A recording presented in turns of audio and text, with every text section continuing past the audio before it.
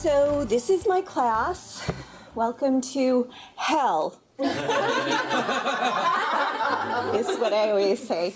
And just because I'm me, I'll let you see the most embarrassing thing of all first.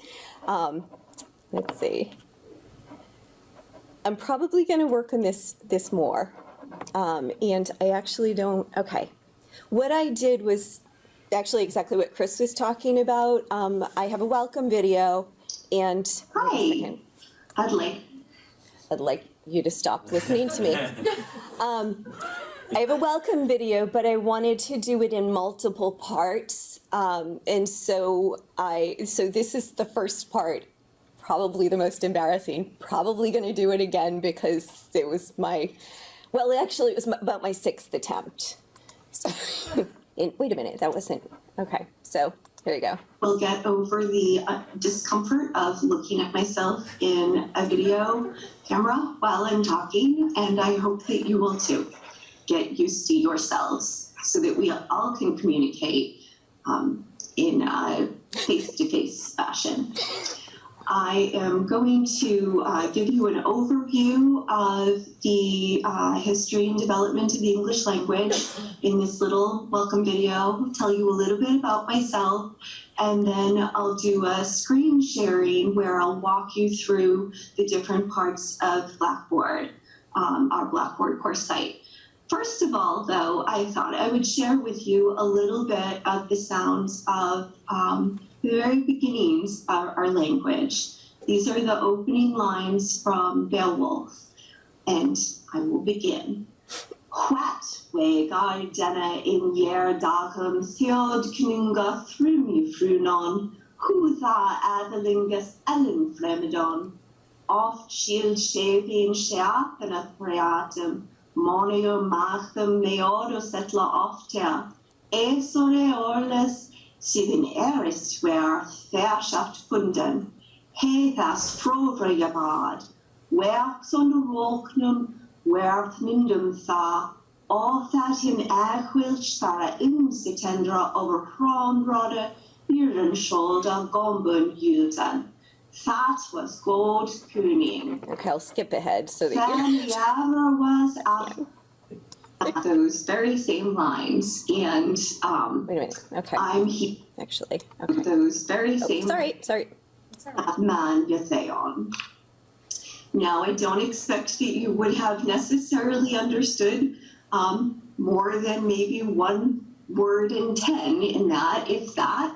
But one of the things that we'll be doing this semester is learning about what I just said, and excitement for you. One of the projects you'll be doing this semester is learning how to do that same recitation for those very same lines. And I'm here to help you find that to be a really fun and exciting idea.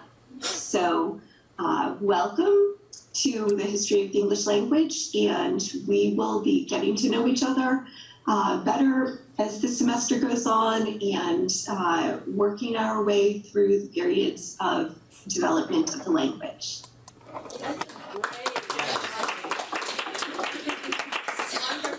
Wonderful. It was just horrible. No, it was excellent. It was natural, and then at the end you were confident. It's fun Okay. and It was great. interesting. Okay.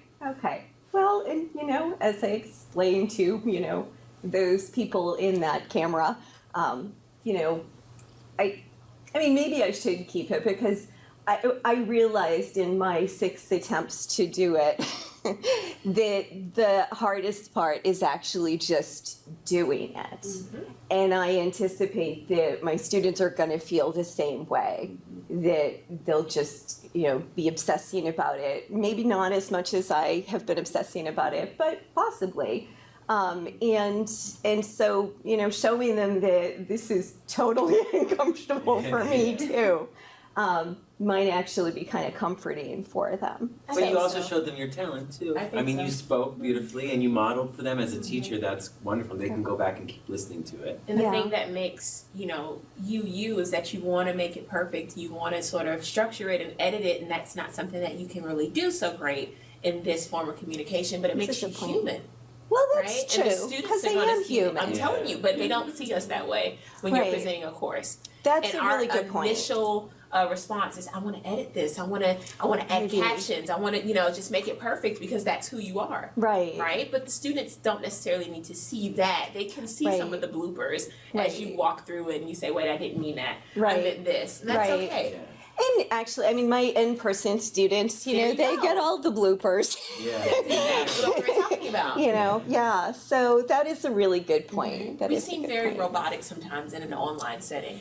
And It's- that makes you more of a real person on campus. Yeah. I thought it was great. Okay. Yeah. Well, thank you. So, so that's the first thing, and then I have in this Start Here page a link to the syllabus, link to course.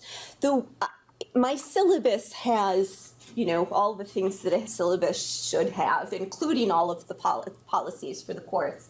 But I also separate out the course policies and the university policies. In part, I started doing that when I realized that my syllabi were becoming about 14 pages long, and when we used to be able to print things out, that was kind of onerous. So I started doing separate packages, but then of course I found that there's a real hurdle of actually getting students to go to a link and download the link and then read it. I mean, that's like 3 different challenges right there.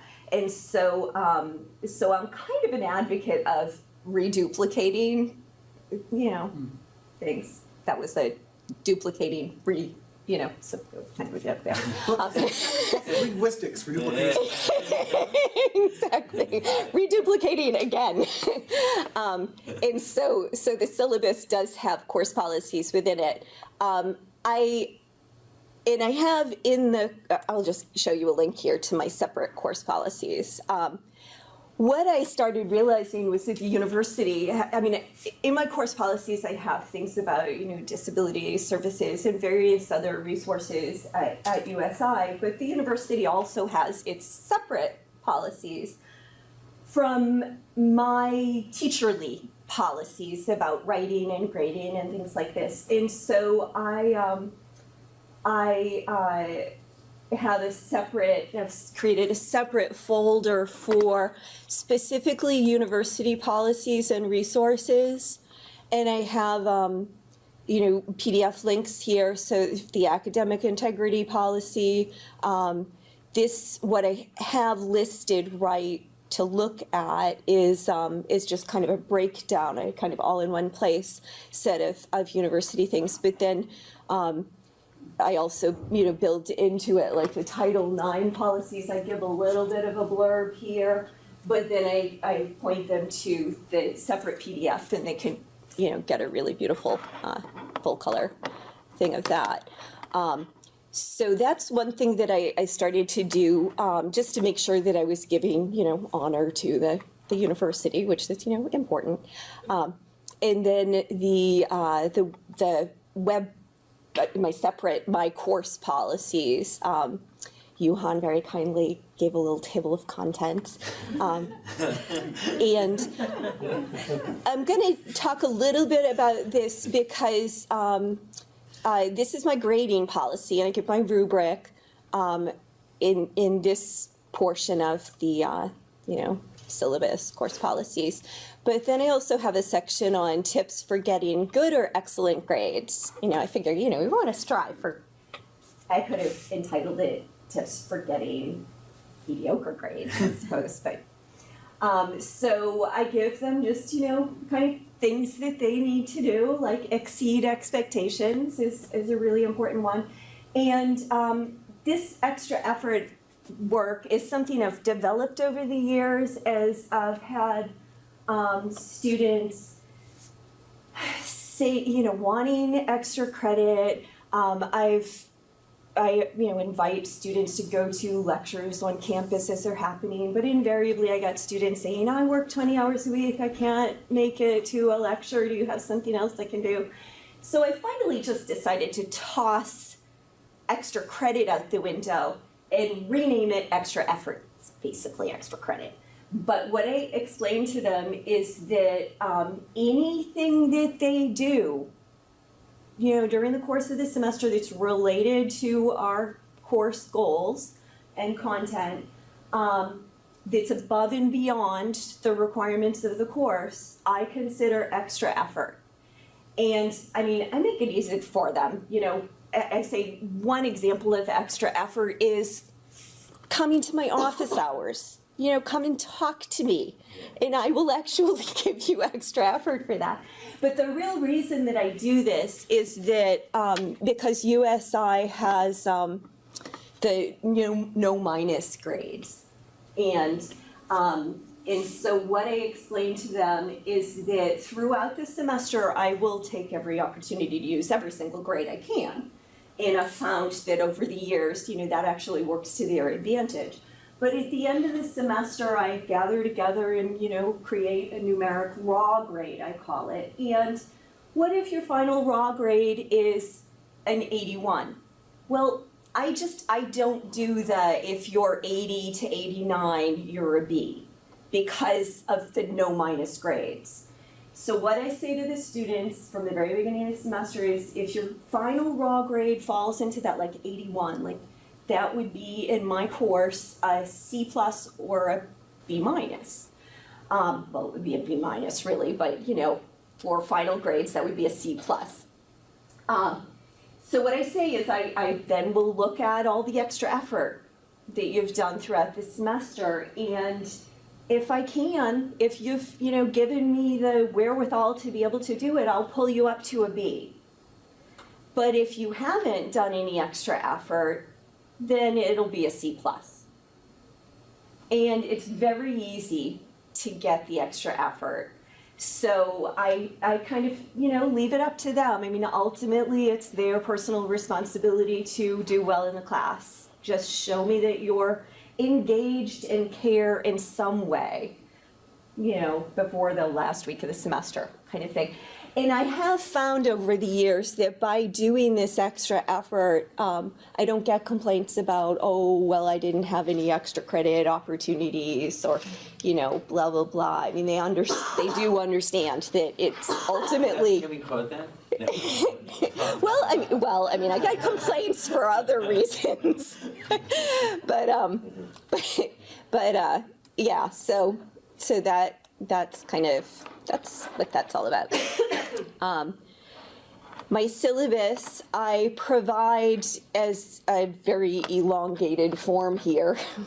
I think I need to go through and cut out all the extra spaces. But I encourage them. It is part of the reason why I just have it be blah here, is that what I really want them to do is download it and actually really print it out. So for the nicely formatted printable syllabus, then you have to click on the link, and then you get a cartoon. So, what could be better than that? And I will certainly explain that to them, in the walkthrough. So, I just think that's really funny, frankly.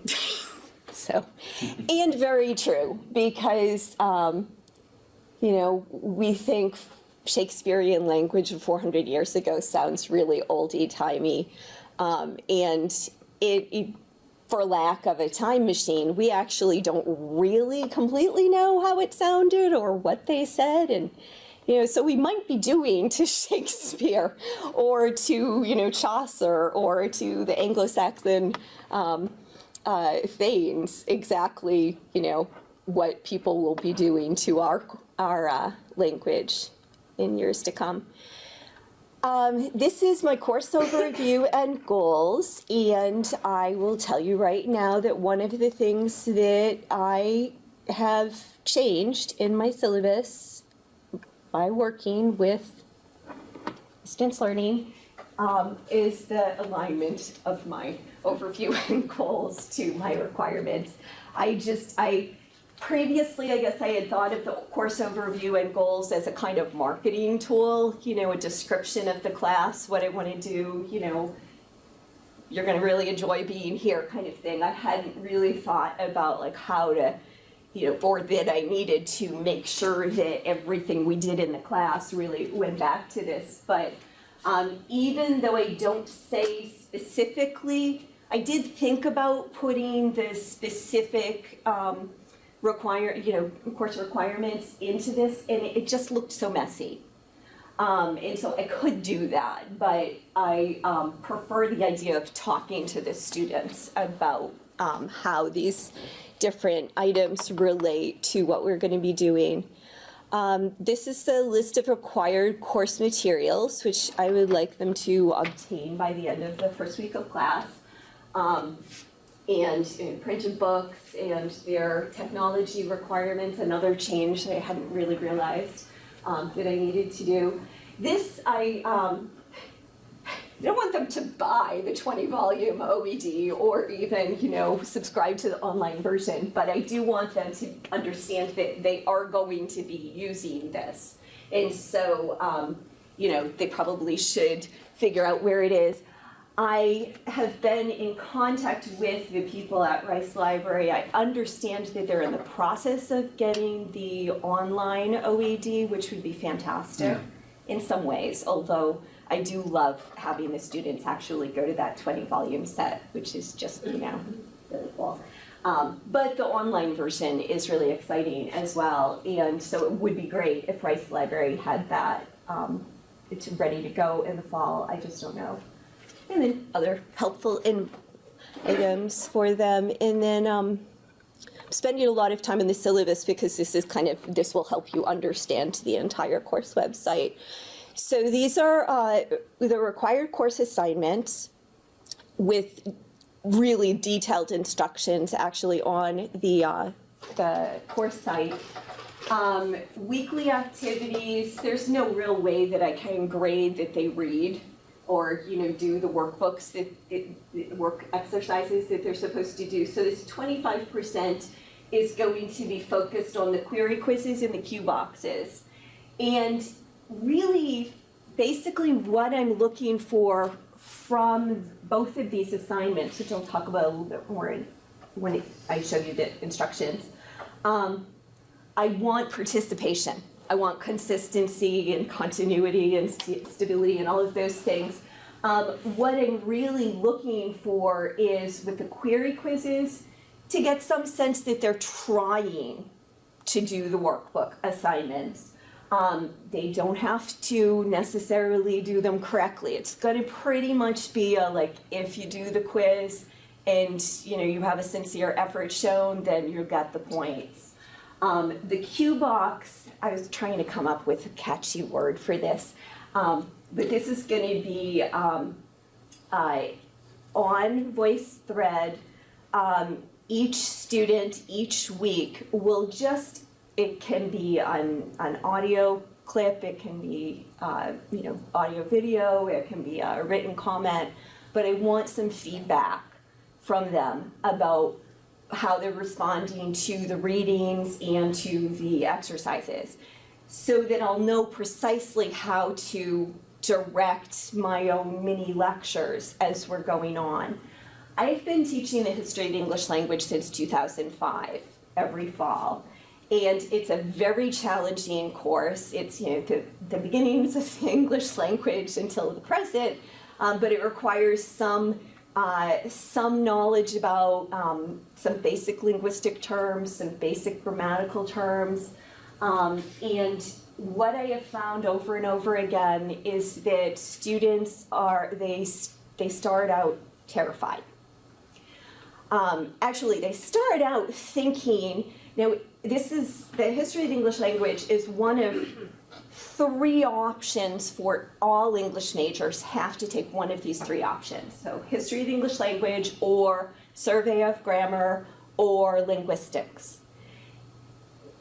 Sometimes I get students who are just generally interested in how the language is developed, but a lot of times I'll get students who think of those 3 that the history of the English language sounds a lot more fun than linguistics or grammar.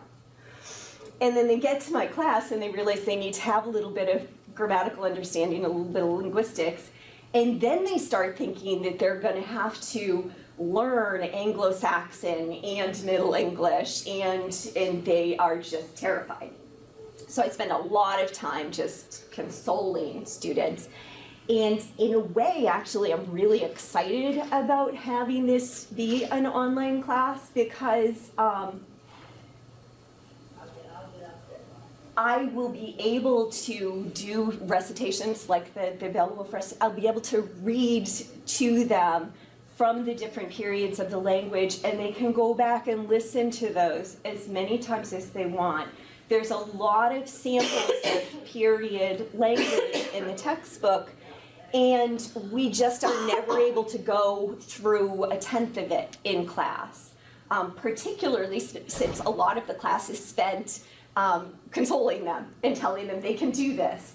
And so in some ways, I think it'll be really fantastic having it be an online class because I'll be able to give them some of the information that they need to console them, that in an in-person environment, they're not calm enough to just sit back and let me do it. Because I don't lecture. I always like interactive classes. They give little mini lectures. I do go off. I mean, sometimes I find myself, talking for 50 minutes and oh my God, I did that. But I prefer to have an interactive kind of class. And so those two assignments will individualize this course for this fall and will give me a way of understanding where they're at any given moment. Yes.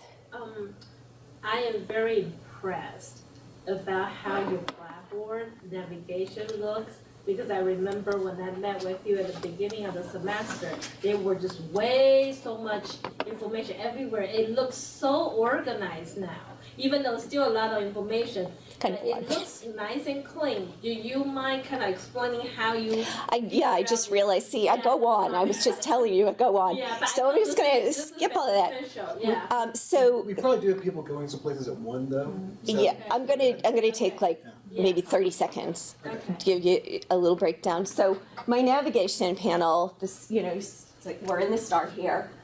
Breaking news is the announcements. And I want to emphasize that I always, when I create announcements, I send them as email.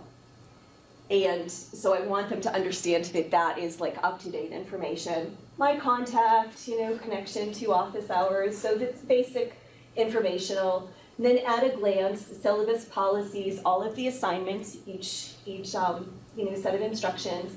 And then the coursework, so week by week tasks, and so they click on this. And I have to add the date, but they've got the, click on the Q box, they'll go right to the voice thread for that. And then Blogabouts is another assignment. First week, howdy video, just to get them going. And then also the first week, I'm having them do an actual written blog on Blackboard so I can get a sense of how they write. I'm an English teacher. So coursework, take exams here. They've got a recitation assignment. So each one of the assignments has its own little block. These two are later in the semester, so I'm going to make them invisible for the students until we get closer to that time so that they don't, and actually the exam too, because that's a few weeks along. So I don't want them to, come in totally confused about what's going on there. Then resources, I've got an ongoing frequently asked questions. And then websites and handouts and various resources for their research. And then if they want to just go to all of the weeks of the quizzes, they can go in through the week by week, or they can just go in through the particular thing they want to do. And that's the kind of direct thing. And then the regular Blackboard help and their grades. So the quizzes all week, I'll give you all weeks. The first week they do syllabus and policies quiz for extra credit. Of course, that's unavailable right now. In week 2,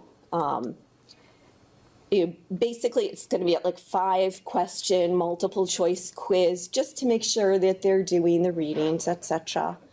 The cue box all weeks, again, brings you to, to what Johan and I realized was that if we had a separate voice thread PowerPoint for each week, there would be just this massive material. So it's basically going to be like one screen for each week, and then their comments all around. And I'm really kind of excited about that.